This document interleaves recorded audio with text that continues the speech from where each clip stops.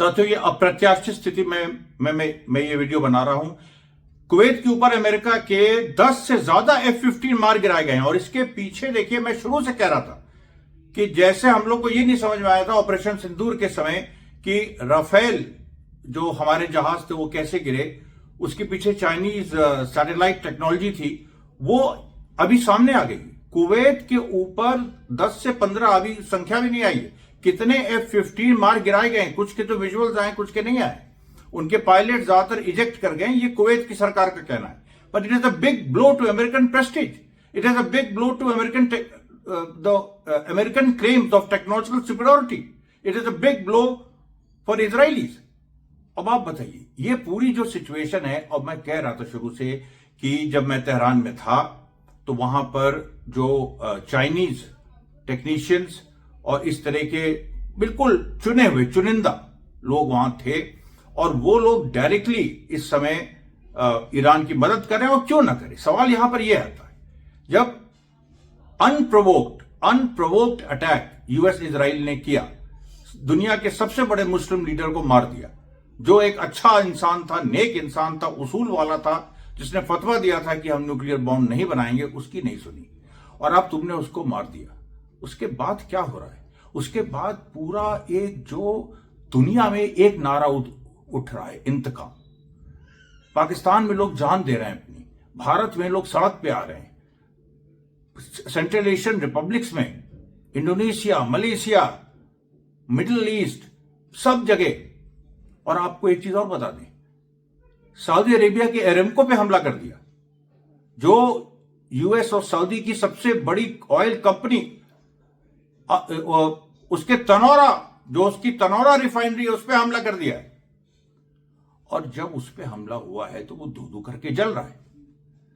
आपको एक और कहानी बताएं, बहराइन में जो 5th फ्लीट है नेवल बेस अमेरिका की, इट इज नो मोर। दुनिया की सबसे बड़ी नेवल बेस इज नो मोर, वो खत्म हो गई है। बहराइन पे कम से कम 75 से 76 मिसाइल, और ईरान ने देखिए कैसे कैलिब्रेट किया। पहले उन्होंने सबसोनिक या सेमीसोनिक और थोड़ा सा जो सुपरसोनिक होती है, यानी ध्वनि की गति से थोड़ा ज्यादा, और सबसोनिक ध्वनि की गति से नीचे, पहले उन्होंने वो मिसाइल मारी। अब कल रात से जब बेत शिमेश जो इजराइल के इलाके पे हमला किया फतेह 1 से, जिसमें बंकर भेद के वो मिसाइल लगी, कई इजरायली मारे गए, मैंने उसके बारे में बताया था, रिपीट नहीं करूंगा। लेकिन उसी तरह की टेक्नोलॉजी आज इस्तेमाल हो रही है। एक तो जो F-15 जहाज गिरे हैं कुवैत के ऊपर, उनमें भी उनको इरानियन मिसाइल्स ने गिराया है। अमेरिका झूठ बोला पहले कि फ्रेंडली फायर है, लेकिन फिर कुवैत ने कंफर्म किया कि नहीं, ईरान की मिसाइलें। उसके बाद बहराइन की 5th फ्लीट, जो कल खबर सेंटकॉम की आई थी कि 3 अमेरिकन सोल्जर्स मारे गए, ये नहीं बताया था कहां। या तो वो इब्राहिम लिंकन में हो सकता है, इब्राहिम लिंकन पे अटैक किया, उसको अमेरिका ने डिनाई किया है, लेकिन हो सकता है।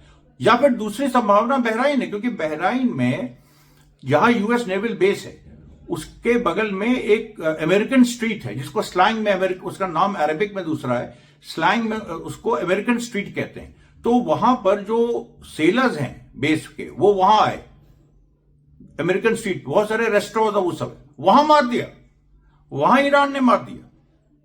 पूरा कितने लोग उसमें हताहत है, अभी कुछ क्लैरिटी नहीं। देखिए, दुनिया ऐसे दौर से गुजर रही है। मैं आपको केवल फैक्ट्स बताने आया हूं, जो फैक्ट्स हैं, जो बिल्कुल सब लोग एक्सेप्ट कर रहे हैं। और उसके साथ रसल खैमा। अब देखिए, रसल खैमा की अलग कहानी। जब बहराइन पे हमला हुआ, दुबई पे हुआ, अबू धाबी पे हुआ, तो बहुत सारे लोग चले गए रसल खैमा और फुजैरा। मैं खुद दुबई में रहा हूं, 2 साल रहा हूं, और मैं रसल खैमा, फुजैरा, ये सब क्योंकि 7 द्वीपों से बना है यूएई, तो रसल खैमा, फुजैरा ये एक छोटे इलाके हैं, ये सब छोटी राजशाही है।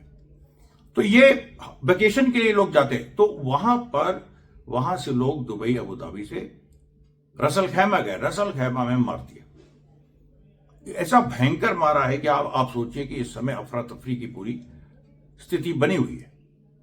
उसके बाद देखिए जॉर्डन के कम से कम 3 बेसिस पे, जहां से अमेरिकन सोल्जर्स विड्रॉ कर रहे थे, वहां मार दिया। अब आइए अर्बिल, नॉर्थ इराक, कुर्दिस्तान जो एक कर्डिश इलाका है लेकिन इराक का हिस्सा है लेकिन सेमी ऑटोनोमस, वहां पर अर्बिल ऑयल रिफाइनरी है जो कुर्द और अमेरिकन एक साथ चलाते हैं। वहां पर इराकी रेजिस्टेंस ने भी हमला किया और उसके साथ साथ ईरान ने भी हमला किया।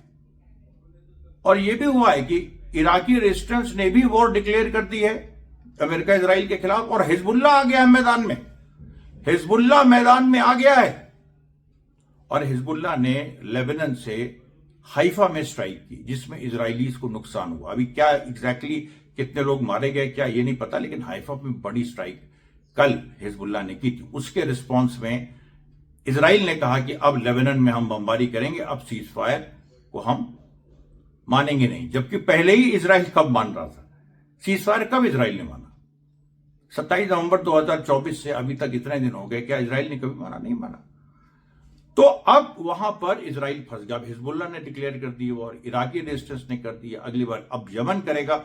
और जिस दिन हमास ने कर दी, जिस दिन गाजा में पैलेस्टीनियन रेजिस्टेंस आ गया, तो ये देखिए सारी चीजें। अच्छा, दूसरी बात आपको बताएं, जो बगदाद में कल रात में यूएस एम्बेसी को जो स्टॉर्म किया गया, जो वहां गाने लोग गा रहे थे, जिस तरीके का माहौल था वहां, जो वहां गाना गा रहे थे, जो बीच थी, रेवोल्यूशनरी फरवर था, लोग शहीद होने के लिए तैयारी के साथ आए थे। उन लोगों ने पूरा घुस के वहां पर यूएस एम्बेसी को ग्रीन जोन में घुस गए। अभी तक उसका पूरा जो रिजल्ट, अभी क्या उसका एग्जैक्ट रिजल्ट आया ये अभी नहीं पता, लेकिन अभी देखिए वैसी बात नहीं हुई कि जैसे पाकिस्तान में अमेरिकन मरीज ने गोली चला दी, नहीं, वहां पर बाकायदा इस तरीके से घुस के और पूरा कांड।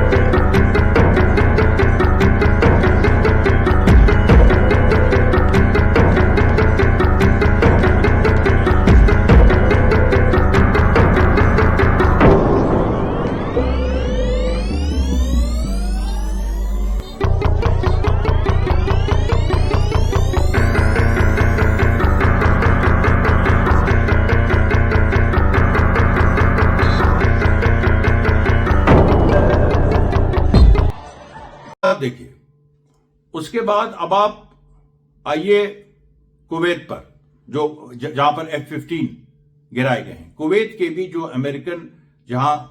अमेरिकन बेसिस में वहां पर लोग, कुवैत की एम्बेसी उस पर भी अटैक हुआ है, बहराइन की एम्बेसी पे भी अटैक हुआ है। एम्बेसी अलग है और जो अमेरिकन बेस था वहां वो अलग है।